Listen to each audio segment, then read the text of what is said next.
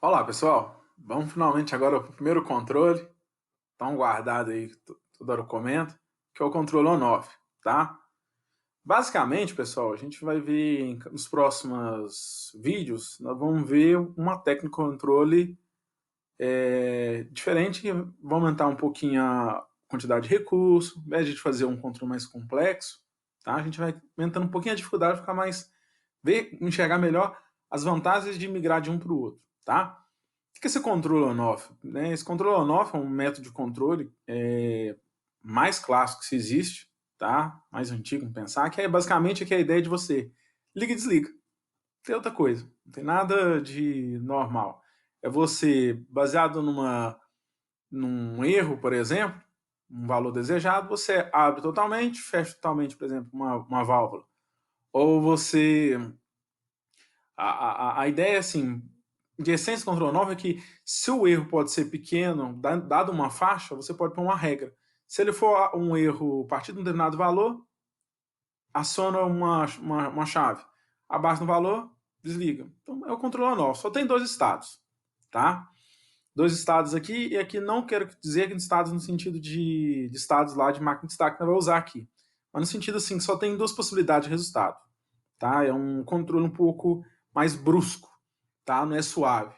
Não tem diferença se o erro está muito grande ou se o erro tá pequeno. A gente pode até colocar uma coisinha, fazer umas modificações dele aqui, mas a essência dele é ser um controle um pouquinho bem mais bruto, tá?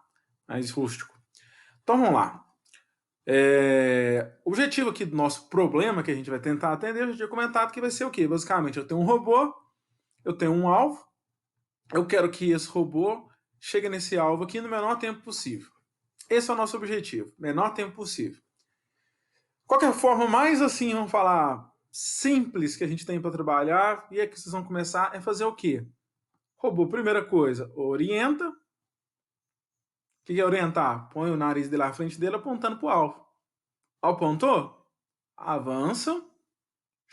Avançou. Chegou no alvo? Parou. Acabou. Não tem mais nada que isso. Esse é o controle on-off, tá? A gente vai ver que vai ter vantagens para esse controle, já dá para resolver um monte de casos, mas tem alguns casos que não dá para atender, tá bom? Vamos lá então. Esse controle também tem nome de liga-desliga na literatura, bang-bang, on-off, nome pra caramba. Então, basicamente, está a estratégia. O robô orienta a direção, o robô avança. Caso o robô desoriente, o que eu posso dizer com isso? O robô começa a movimentar. Imagina só, se a distância do robô ao alvo está muito grande, por mais que eu tentei colocar a orientação ali certinha, pode ser que por conta daquele erro pequenininho de orientação, na hora que eu avanço, ele sai. Ele sai de uma faixa que eu tinha desejado. Eu vou ter que pegar, parar um pouquinho, corrigir a orientação e avançar de novo, tá? Uma vez que ele corrigiu a direção, vou avançar. Chegou no alvo? Para. Esse é o objetivo, tá? Aqui, pessoal, um erro meu aqui, ó, era realizar o programa de controle através de API com o VREP, tá? É copilham. Tá, pensei que tinha arrancado esse texto aqui, desculpa. Bom, então vamos lá. A primeira coisa que vocês vão ter que trabalhar é fazer agora o autômato, né? Aquele do autômato feito para o controle on-off. Então, vamos entender aqui que a gente precisa de basicamente dois sinais que a gente está preocupando. Mesmo sinais eu quero dizer igual eu uso S1, S2, S3 naquele vídeo de máquina de estado. Eu vou ter que preocupar com o ângulo de orientação e a distância do alvo, tá? A distância do alvo. O ângulo de orientação a gente já viu que eu posso pegar como? Com a função SyncGetObjectOrientation. No caso, eu vou precisar só do último valor deles lá, que é o gama, né? Naquele programa de exemplo que eu mostrei para vocês. Que ele vai definir a orientação, o ângulo dele em relação ao eixo Z, tá? E o outro variável que eu vou precisar é a distância do alvo. Então, eu vou precisar, para medir a distância do alvo, eu preciso saber o quê? A posição em X e Y do robô e a do alvo. Se eu tenho entre eles, se eu conectar uma linha entre esses dois pontos, né? E fazer o cálculo de Pitágoras deles, usando Pitágoras, né? Achar do comprimento dessa linha, eu sei a distância. Essa é a menor distância que eu vou ter entre esses dois pontos. Tudo bem? Então aqui, ó, para fazer isso, eu vou usar agora a função SyncGetObject position, que eu mostrei para vocês lá também, e vou depois calcular aqui, então, o Pitágoras dela. Eu estou fazendo aqui a cota do x, né, a diferença em relação ao x, em relação a isso eu vou tentar achar, então, a distância aqui. Tudo bem? Essa aqui, então, é a distância. Aqui, pessoal, já adiantando para vocês, a distância, ela é a mesma coisa da gente definir o quanto longe está o objeto e é como se fosse uma espécie de erro. O meu objetivo aqui no nosso controle on-off é reduzir, mitigar esse valor dessa distância. Eu quero que a distância mais desejada era zero. Vou conseguir zero perfeitamente, até por questões de medida, coisa do tipo? Não. Mas eu tenho uma certa tolerância. É isso que a gente vai trabalhar. Próximo aqui é a determinação do ângulo de orientação. Tá? Esse ângulo de orientação que eu quero falar aqui é qual que é o ângulo desejado. O ângulo do robô eu posso fazer daquele jeito que eu acabei de mostrar para vocês ali, tanto no vídeo anterior quanto no slide anterior, eu estou citando de novo, né, que é usando a função getObjectOrientation. Né, eu vou pegar o gama. Eu quero saber qual que é o gama desejado que eu vou colocar, qual que é o ângulo que eu quero ali dentro de orientação. Então, o que acontece? Se eu tenho a cota do x e o y aqui dentro, tá? Do robô. Vou voltar aqui naquele slide, ó. Fica mais fácil. Ó, se eu tenho isso aqui. Imagina, pessoal, que essa linha aqui, ó. Opa! É o meu y e essa aqui é o meu x. Tá? O ângulo que eu... Toda vez que eu definir um ângulo de orientação, eu estou fazendo um ângulo de orientação do robô. Detalhe, eu tenho que olhar, observar o sistema de coordenadas do robô. Lembra que os objetos, eu falei que eles também têm frames, que ali no caso é o sistema de coordenadas? Cada um deles tem uma orientação. Para ele definir a orientação, ele verifica qual que é a defasagem do eixo X, que no caso do robô Lumibot que eu vou passar para vocês, tá para cá, tá? E eu vou calcular quanto que é a orientação. Detalhe, tem robô que o eixo X não tá para lateral, tá para frente. Tá? Você tem que pegar e corrigir isso. Corrigir o quê? Eu tenho que te descontar esses 90 graus de diferença entre eles. Então, toda vez que eu estou pegando getObjectOrientation, eu estou pegando a diferença de ângulo em relação aos dois eixos X. Tá? Eles estão com o mesmo eixo Z, só estou mudando aqui o eixo X. Tudo bem? Se eu quero achar o ângulo agora que eu tenho que colocar ele, o ângulo basicamente, olha pessoal, ó, imagina essa linha que se eu jogar daqui, seria, se o meu eixo começa a contar daqui, ó, daqui para cá, tá? Deixa eu ver se eu tenho jeito de fazer um pincel aqui. Uma caneta, deixa eu ver aqui se tem. Aqui, deixa eu ver aqui, tem uma caneta aqui. Ó, isso aqui é o meu eixo X. Esse, meu Y. Esse aqui é o X do espaço. Esse é o meu Y do espaço. Meio feio assim, mas dá para entender. O que eu quero saber?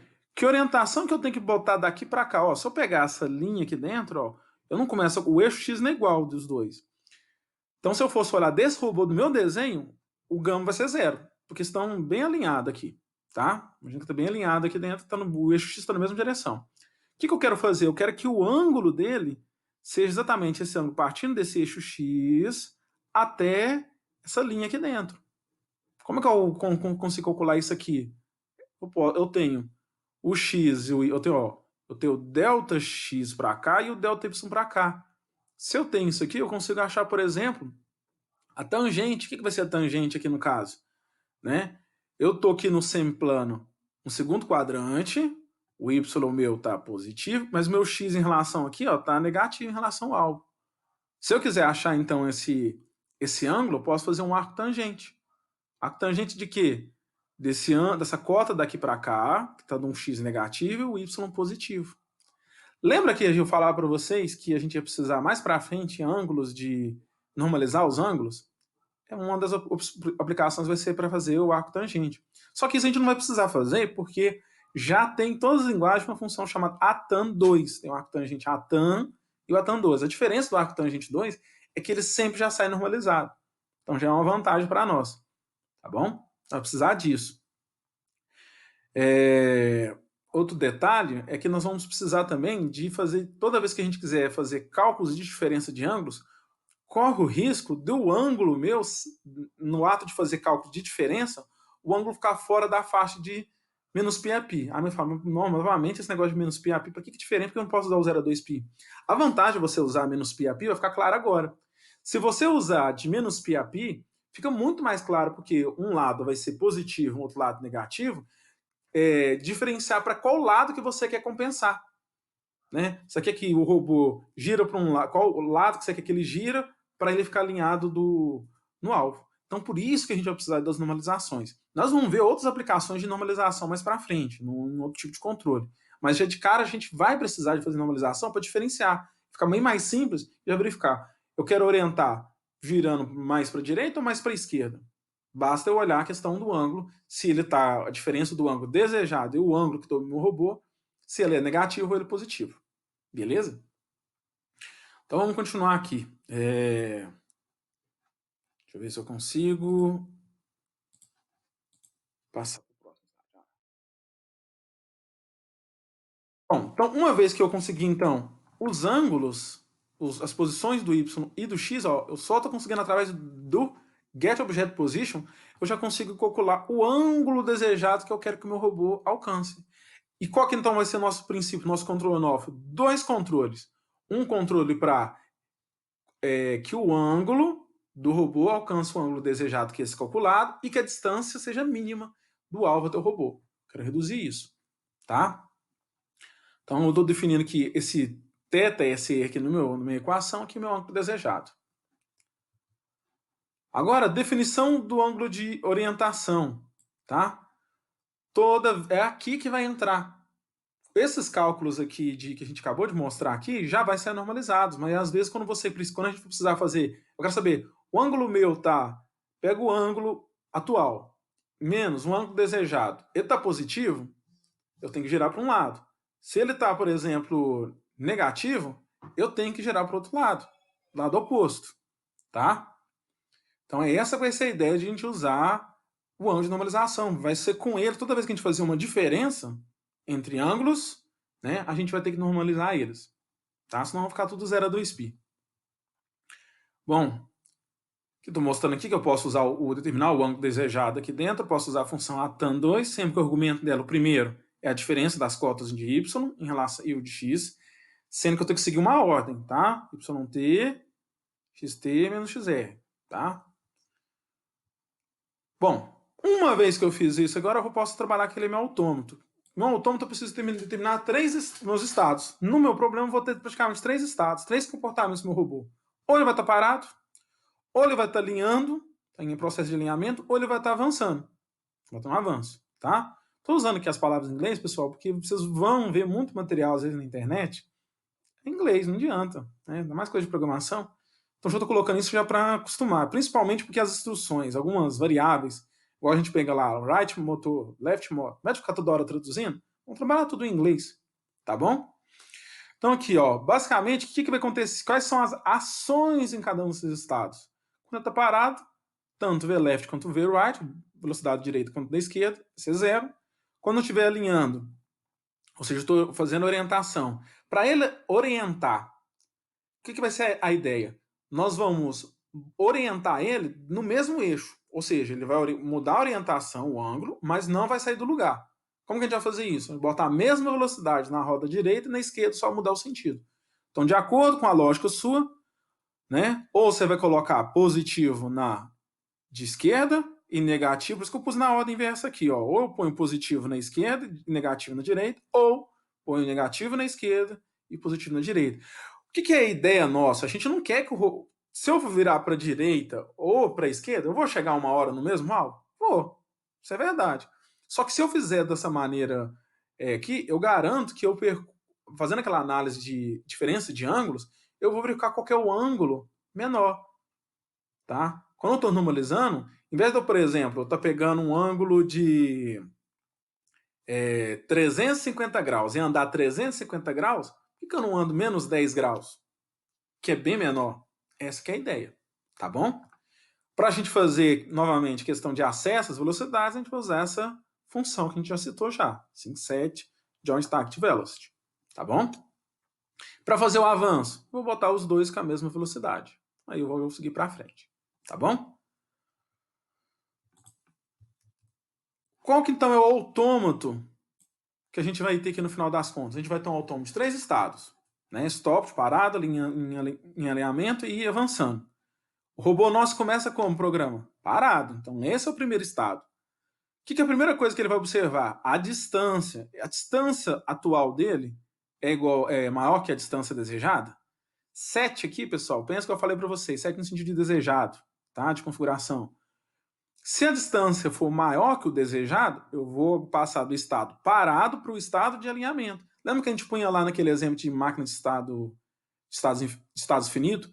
Eu pus lá para vocês o if e else ali dentro, e eu punha lá que o estado era 1, 2, 3. Ao invés de botar estado 1, 2, 3, eu posso botar para ficar até mais inteligível, põe um string, estado stopped, estado alignment, estado forward. Fica muito mais fácil de você entender, tá bem claro, ao invés de ficar pensando no número, qual que é o número que vai estar associado com parado. Não, põe texto. Aproveita essa questão do recurso de trabalhar assim com string aí no Python, é bem fácil, tá?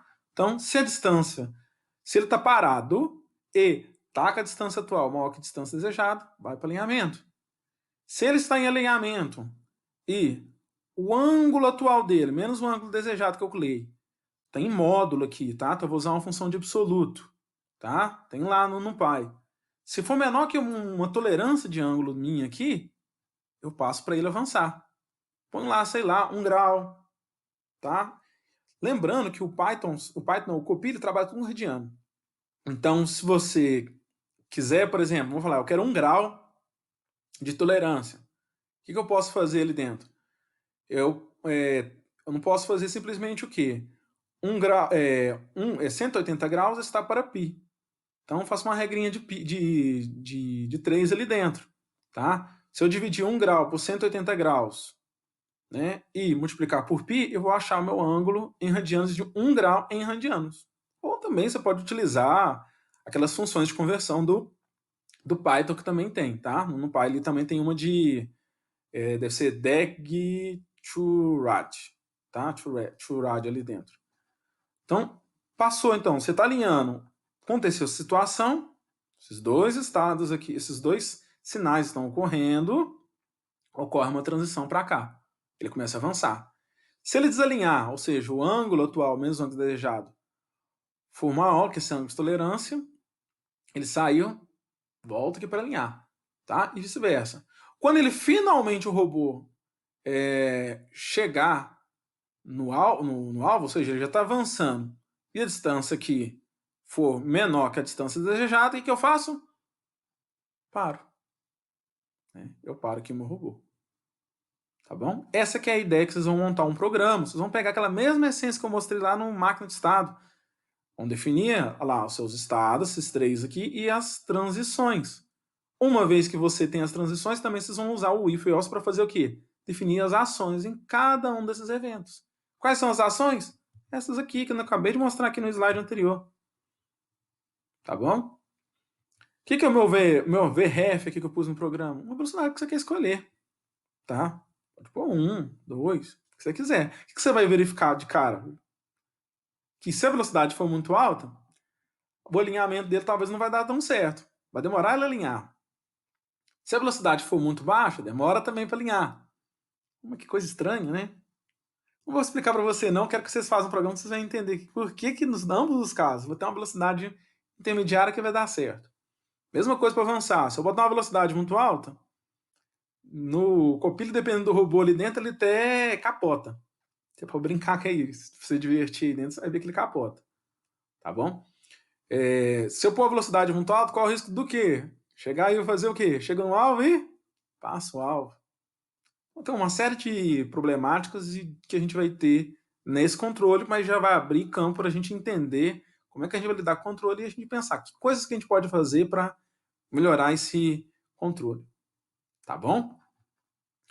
Então, tarefa aqui então para vocês aqui dentro é desenvolver o programa implementando o controle on-off lá no Copilha. Então, Esse aqui é o primeiro grande desafio de vocês aqui. Sucesso aí. Nós, à medida que a gente tiver nos nossos encontros, nas nossas reuniões, eu vou tirando algumas dúvidas para vocês conseguirem, tá bom? Lembrando que se você quer rodar um programa no Copilha e quer estimar o tempo, e recomendo, pause a comunicação para vocês verem quanto tempo que está rodando. O que eu faço aqui? Ó? Vou ter aqui no Copilha, vim aqui, essa função, e vou definir que o tempo de parada dele, ó, pausar quando a simulação for maior que 0. Vocês vão ver que ele não vai pausar em 0. Vai contar, acho que uns 15 centésimos. Opa.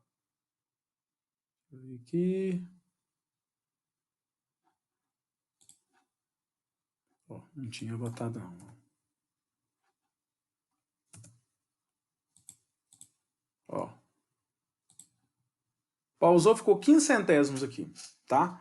O que você vai fazer? Você implementa a sua lógica ali dentro, dá um start na simulação e está pausado. Na hora que você terminar de chegar no alvo, também pausa a comunicação para você ter noção de quantos segundos passou aqui dentro. Que é a sua medida para você saber o quão rápido você está o seu programa e quanto você está melhorando ele. Beleza? Então, por hoje é só. Se quiser, pode gravar o vídeo ali dentro, para você apresentar para a gente nas nossas reuniões. E que vai ser bem interessante. Aí a gente vai começar a comparar o resultado aí. Vamos ver quem de primeiro aqui nesse primeiro caso, quem é o mais rápido. Até mais.